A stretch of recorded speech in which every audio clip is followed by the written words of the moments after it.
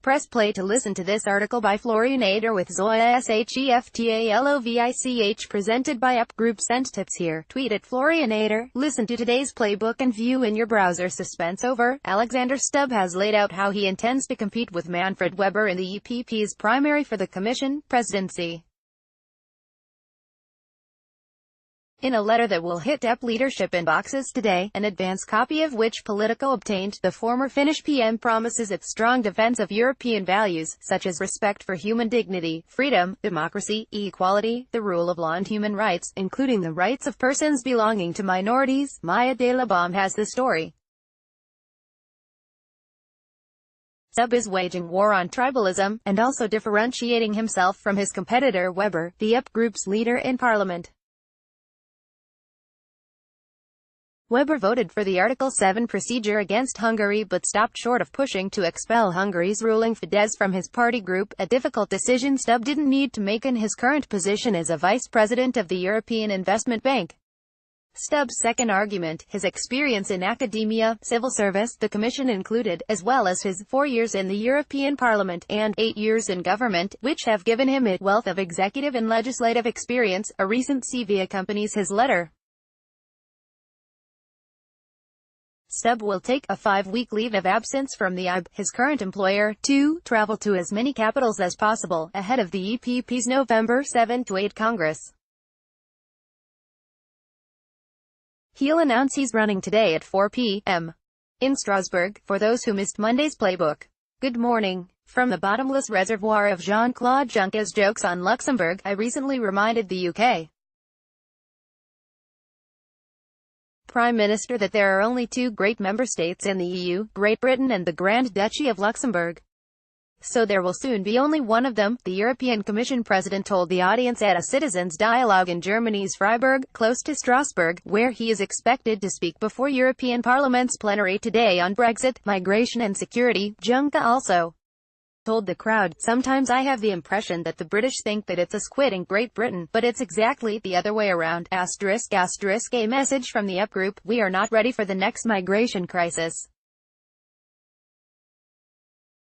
Even though we have made major steps in protecting borders and stopping the flow of illegal crossings, as long as member countries fail to compromise on the Dublin reform, we will not be ready, says our chairman Manfred Weber ahead of today's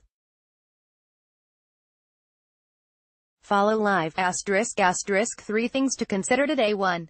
Finance ministers trust the markets on Italy. Euro countries' finance ministers saved their powder when commenting on Italy's draft budget plans. Sure, Italy is a concern for us all, Eurogroup President Mario Centeno said in Luxembourg. We are all aware of what is at stake. We are all bound by the euro and we need sound policies to protect it. It is up to the Italian government to show it has a sustainable and credible budgetary plan. But there was no real slapdown, for 2 reasons. First, no one has actually seen a text of the Italian draft budget yet, let alone all the numbers. All they've seen is a headline figure on the deficit, a waving exercise from a Roman balcony, and very diverging numbers in different Italian media reports about the government's plans over the past days. Italian Finance Minister Giovanni Trio advised colleagues and media to stay calm, as the debt-to-GDP ratio is going to fall, speaking with the authority of someone who knows about risks but is also aware that his bosses might not care. Secondly, what should they do? Italy hasn't taken any advice from EU partners since the government took office, and it hasn't missed a single opportunity to alienate allies, such as Malta, on migration, or potentially helpful partners, such as Germany, on the economy. So why politicize the fight ahead of time?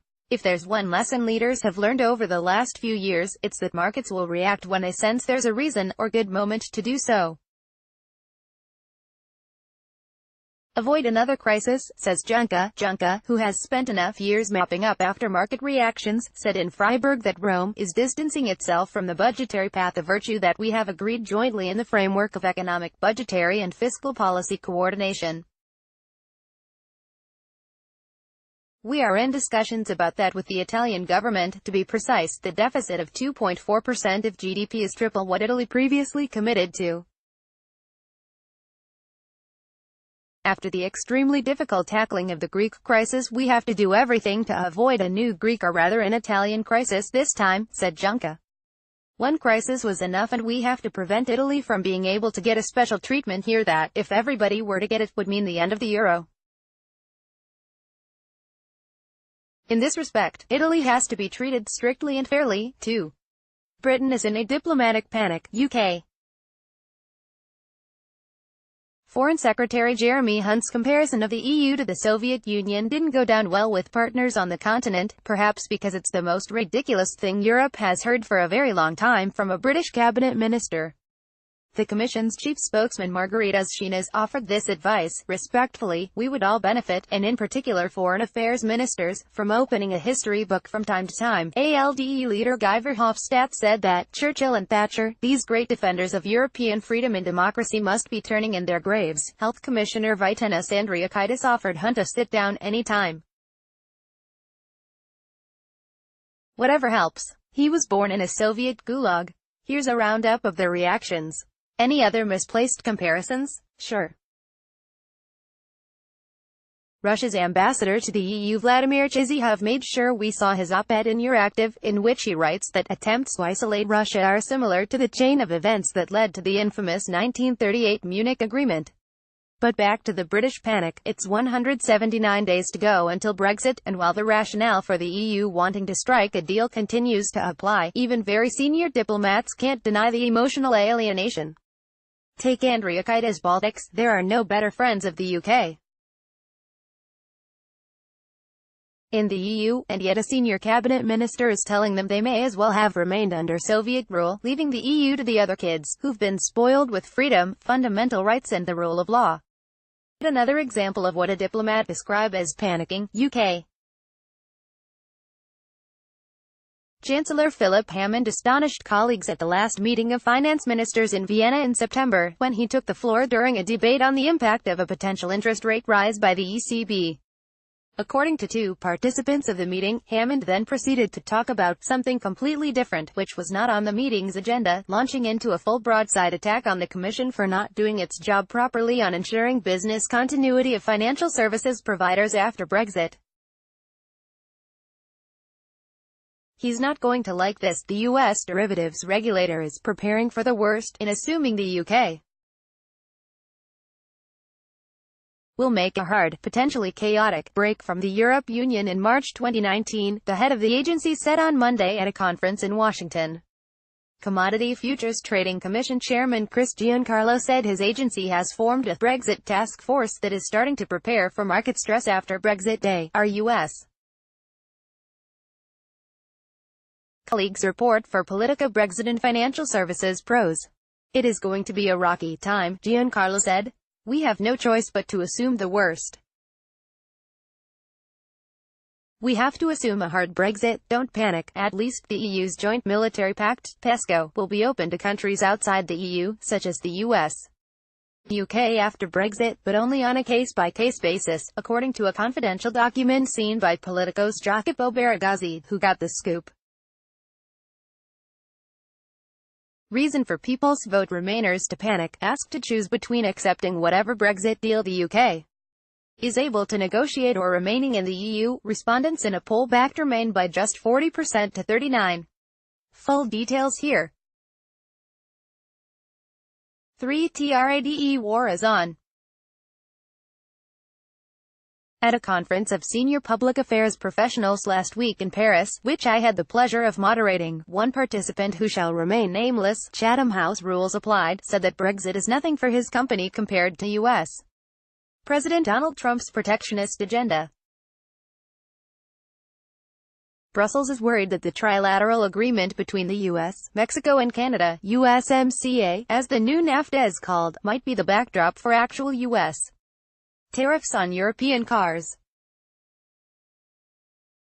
To close the deal, Canada agreed that its car exports to the United States can be restricted in number, and any autos beyond the quota would be slapped with tariffs.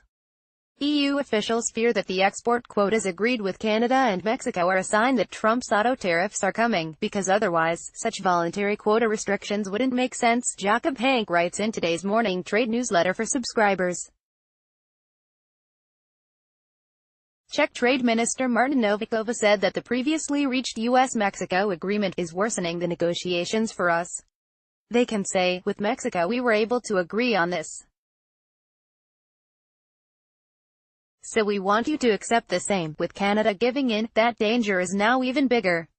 And Jacob dug this nugget out of the agreement, how to hurt, and potentially divide, the EU, the US.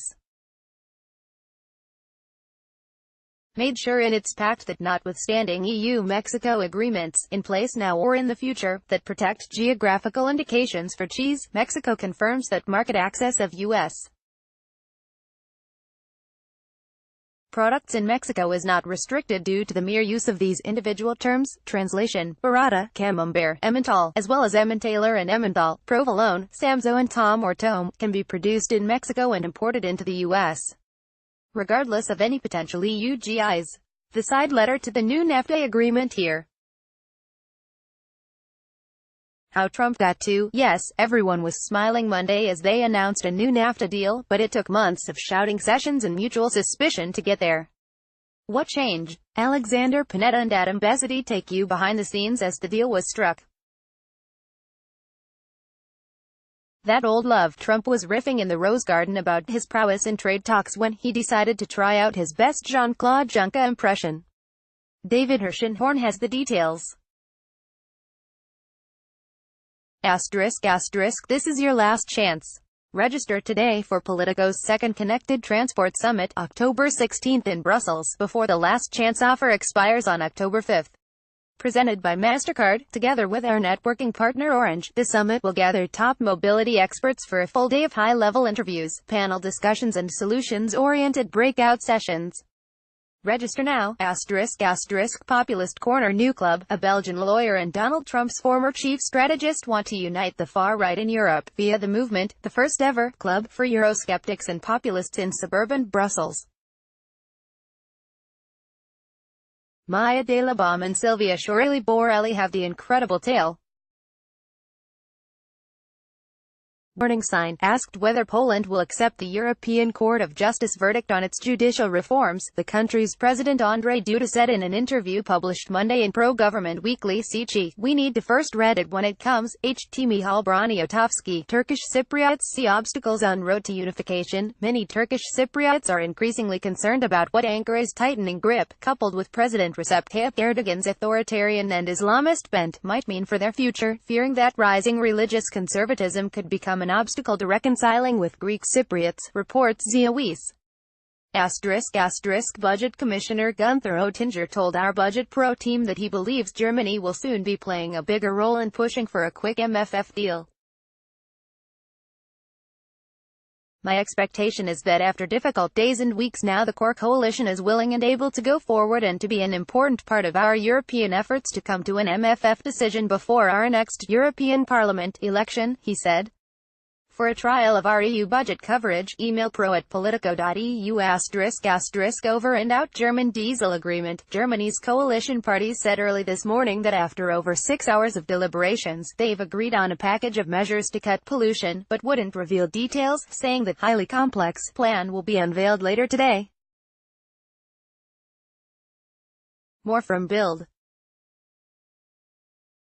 Staying, for now, French President Emmanuel Macron declined his Interior Minister Gérard Colom's offer to resign on Monday, Le Figaro reports. Colom announced last month that he planned to leave his post next May after the European election to run for his old job as mayor of Lyon in 2020, but critics called on him to leave office sooner, accusing him of being a seat warmer. TAJANI steps up. Violence against MEPs, be it personal or physical, and the lack of respect are unjustifiable, Parliament President Antonio Tajani said. He offered solidarity to leftist MEPs Judith Sargentini, who has been depicted as an enemy of the state in Hungary after leading the European Parliament's probe into the country's rule of law, and Eleonora Forenza, who was attacked by far-right protesters in Italy. The Greens have been waiting for the Parliament president to respond. Died, Chansonnier Charles Aznavour, at the age of 94. Flat whites, missed out on a good cup of joe on International Coffee Day? Playbook is happy to announce that if you're desperately looking for coffee tips in Brussels, there's always someone who's got your back, and in this case, it's Ryan Heath himself. New jobs. Politico alum and former Paris impresario Pierre-Brian Cohn is now at Dow Jones Group in London as a senior writer and editor. Check out his announcement, and you'll see why we miss him. Eleonora Di Nicolantonio started as director of the communications department at the European Economic and Social Committee. Birthdays: former Commissioner SIIM Callas, Anthony Manchester, Bertelsmann Foundation's Florian Kobel, Andrina Stankova, Frank Ree, Anne Del Torre, Madalena Micanu, Robert Gordon, Charles Savarin, President of Dominica.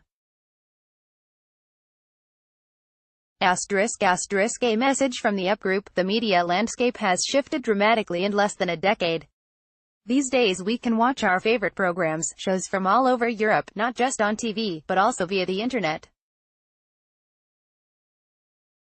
To keep up with the changes, today we vote on a law that will make European media rules fit for the digital era.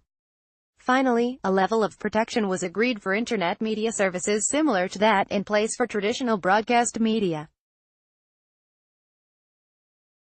We safeguard European cultural diversity by setting quotas for European works at 30% in the catalogues of both TV service providers and video-on-demand service providers. We put in place strict rules on advertising and product placement in children's programs, as well as in content available on VOD platforms and video sharing platforms. The revised rules will also apply to user-generated videos shared on platforms like Facebook, when providing audio-visual content is an essential functionality of the service. **** Subscribe to the Politico newsletter family. Brussels Playbook, London Playbook, EU Confidential, Sunday Crunch, Brussels Influence, DC Playbook, all our Politico pro-policy morning newsletters.